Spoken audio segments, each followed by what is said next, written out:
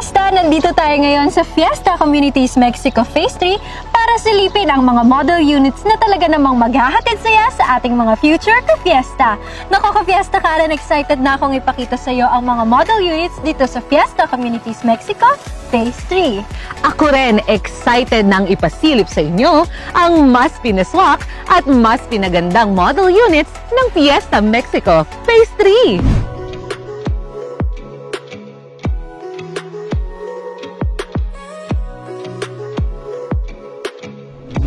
Alam mo ba ka-fiesta Karen na ang Fiesta Communities Mexico Phase 3 ay may lawak na humigit kumulang 17.8 hectares na kayang makapaghatid ng 1,526 na bahay para sa ating mga future ka-fiesta. Plus, siksik rin ito sa mga amenities tulad ng basketball court, playground at outdoor gym. Wow! Talaga namang tatak fiesta! I'm sure may enjoy to ng ating mga future ka-fiesta dito sa Fiesta Communities sa Mexico Phase 3. Kaya ano pa ang hinihintay ninyo? Silipin na ang mas pinaganda at mas pinaraming units hatid ng Fiesta Communities Mexico Phase 3.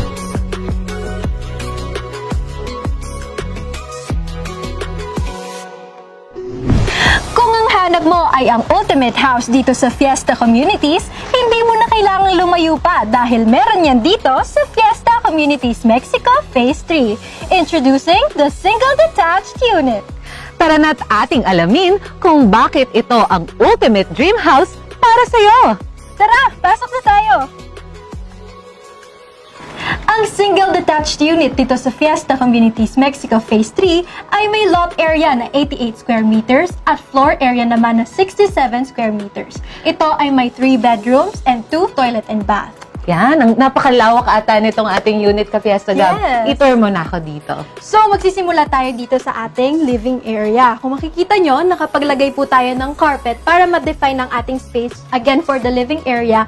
And nakapaglagay din tayo ng accent chair and 2 to 3 seater na sofa para makapag-accommodate ng ating mga bisita or even mga family members. Yes, and pansin ko din, hindi lang siya spacious kasi nakapag-provide pa tayo ng space para sa mga customized natin na multifunctional shelves. Yes.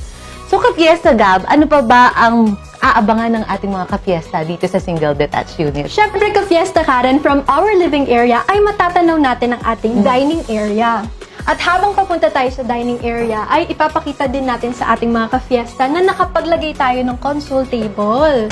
Makikita mo ka-fiesta Karen no, na napaka-spacious ng ating dining area dahil nakapaglagay tayo ng 6 to 8 seater na dining table. I think ka-Fiesta Gab, ma-enjoy to ng buong pamilya, lalong-lalo na kapag nag-invite ka pa ng friends mo. And pansin ko din ka-Fiesta Gab, doon sa ating living area, kung makikita nyo kanina, nakapaglagay tayo ng multifunctional shelves.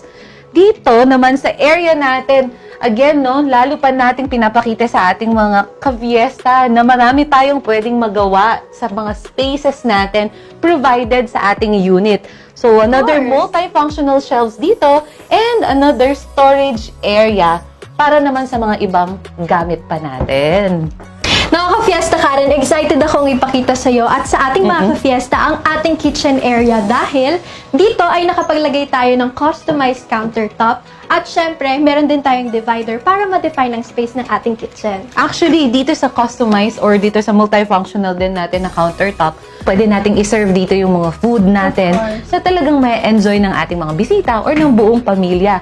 Ka-Fiesta Gab, ano pa ba ang features ng ating kitchen area dito sa single detached? So, dito sa ating kitchen area, makikita natin na naka-tiles na ang ating kitchen countertop with built-in sink and, syempre, ang ating mga kitchen cabinets na pwedeng lagyan ng mga ingredients or iba't ibang mga kasangkapan para sa ating pagluluto.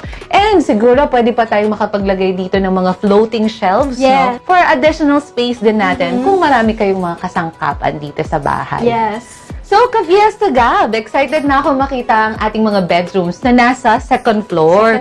Pero alam ko, merong isang distinct na feature ang ating single detached unit. Ano ba to? Ang ating single detached unit ay may 2 toilet and bath at ang isa dito ay located dito sa ating ground floor. Alam mo ka-Fiesta Karen, kumpletong-kumpleto ito dahil ito ay may sink, toilet at shower na swak sa ating mga basic needs. At napansin ko, Ka-Fiesta Gab, na ang ating tiles dito ay from floor to ceiling na. Yes. So, kitang-kita nyo naman mga Ka-Fiesta, ang design natin dito sa single detached unit ng Fiesta Communities Mexico 3 ay talagang napaka-modern at napaka-stylish na din. Yes. So, Ka-Fiesta Gab, katulad nga ng sabi ko kanina, very excited akong makita ang ating second floor. So, ipakita mo na siya sa akin ngayon. Tara mga ka-fiesta!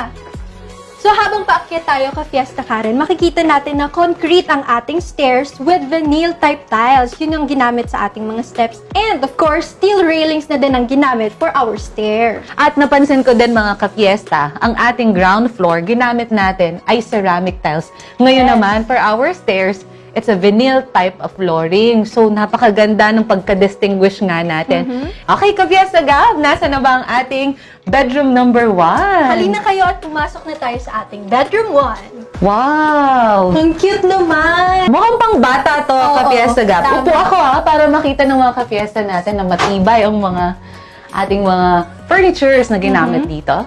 At ka-fiesta Karen, nakapaglagay tayo dito ng drawer para sa mga damit or gamit.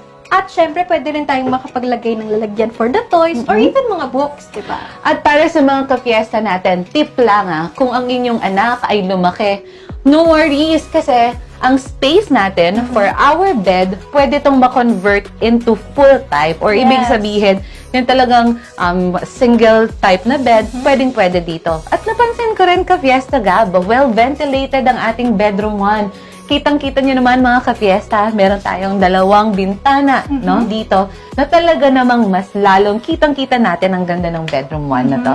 So ka-fiesta Gab, gusto ko nang makita ang ating bedroom 2. Kaya tara na, punta na tayo sa ating bedroom 2. Ang ating bedroom 2 ay napaka-spacious ka-fiesta Karen, no? Dahil nakapaglagay tayo ng closet.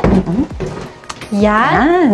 At syempre, meron din tayong nalagay na vanity table dito na pwedeng gawing study table or work table. At para sa mga ka-fiesta natin, no, pinapakita kasi natin mga model units natin, hindi lang para ipakita kung gaano kalawak ang mga Yes. space natin for our bedrooms, and also, para magkaroon kayo ng idea kung paano ba ang mga possible designs. Kasi kung napansin ko dito, no, customize ang ating headboard and even our bed. So, nakapaglagay tayo ng full-size bed dito. At kung mapapansin nyo rin mga ka-fiesta, yung tinuro nga ni ka-fiesta Gab kanina na ating vanity table, customized din yan. Yeah. So, napakaganda, napaka-spacious. Ngayon naman, ka-fiesta Gab, pwede mo ba akong i-tour sa ating master's bedroom? Of course, last but not the least, ang ating bedroom number 3 na master's bedroom. Wow!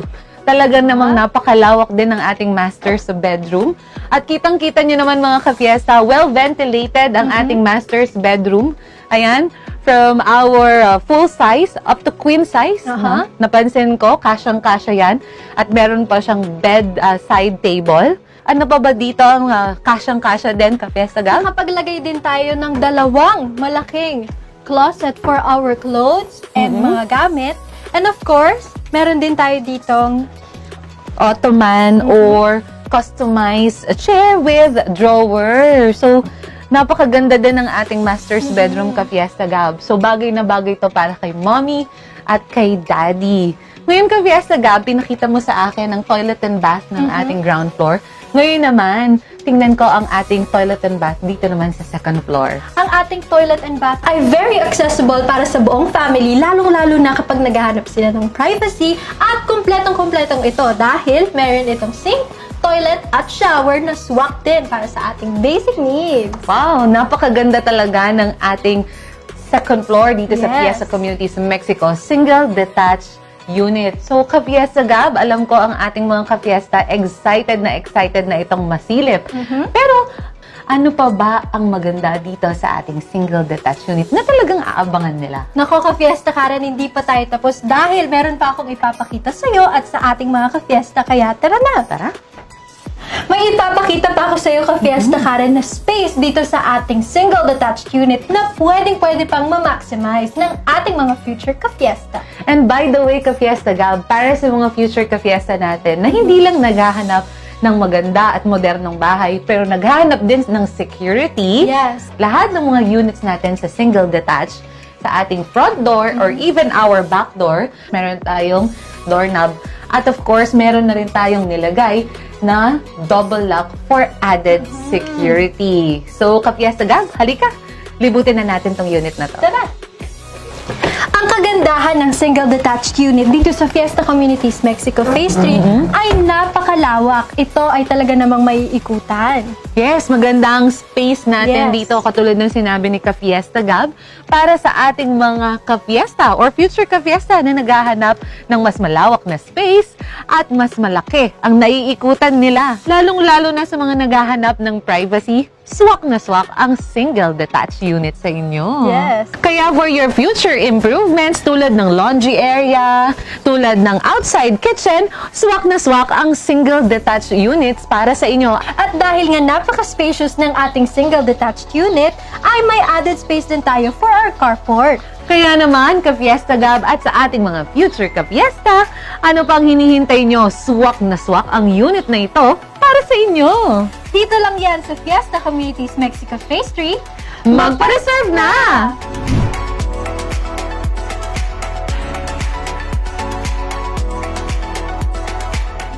There we have it, mga ka-Fiesta. Nakita nyo na kung gaano kaganda ang mga bahay dito sa Fiesta Communities Mexico Phase 3. Kaya't magmadali na't kumuha ng bahay dito sa Fiesta Communities Mexico Phase 3, sa kung saan suwak sa location, suwak sa design, at suwak sa budget. Para sa iba mo pang katanungan, message us on our official Facebook page. See you sa Fiesta Communities Mexico Phase 3, Ka-Fiesta!